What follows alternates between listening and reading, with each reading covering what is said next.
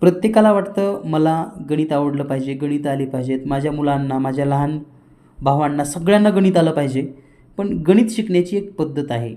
तर गणिताच्या काही भाषा आहेत, या भाषा आधी तुम्हाला आल्या पाहिजेत.